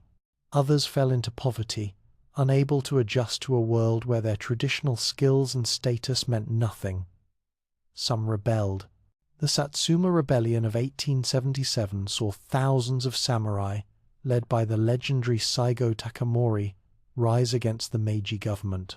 They fought with traditional swords and courage against conscript armies, equipped with modern rifles. It was the last stand of the samurai, and it failed completely. The rebels were crushed. Saigo committed seppuku. The age of the warrior ended not in glory but in futile resistance to modernity. Yet the samurai legacy didn't disappear. The values they had cultivated, loyalty, discipline, honor, duty, were absorbed into the new Japan. The Meiji government, even as it abolished the samurai class, promoted Bushido as the spiritual foundation of the nation. School children learned about the 47 Ronin and Kusunoki Masashige. The emperor himself became the focus of loyalty that had previously been directed toward one's lord. This repurposing of samurai values would have profound consequences in the 20th century, when loyalty and willingness to die for the nation would be mobilized for militaristic expansion and ultimately catastrophic war. But that is another story. Beyond the scope of our journey through the feudal age, what ended in 1868 was a system that had defined Japan for centuries. The emperor became an active ruler for the first time in 700 years, though real power rested with oligarchs who governed in his name, continuing the Japanese pattern of separated symbolic and actual authority. Japan opened to the world, industrialized with breathtaking speed, and transformed from an isolated feudal society into a modern nation-state in barely a generation. The castles remained, some destroyed, some preserved as monuments. The tea ceremony, continued, the gardens were maintained. No theatre survived as a classical art form. The culture the samurai had created outlasted the samurai themselves. But the men who wore two swords and lived by the code of Bushido, who traced their lineage back to Yoritomo and the wars that had forged Japan, they passed into history, into legend, into the realm of stories told about a vanished world. The age of feudal Japan had ended. The samurai had disappeared.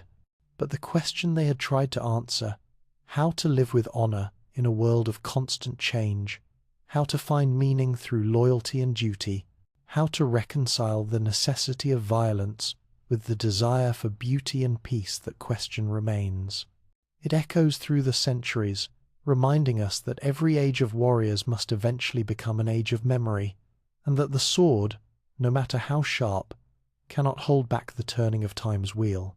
The cherry blossoms fall, the seasons change, impermanence prevails, and the stories endure, carrying forward the voices of those who lived and died when Japan was ruled by the sword, when loyalty was absolute, and when the way of the warrior defined what it meant to be Japanese.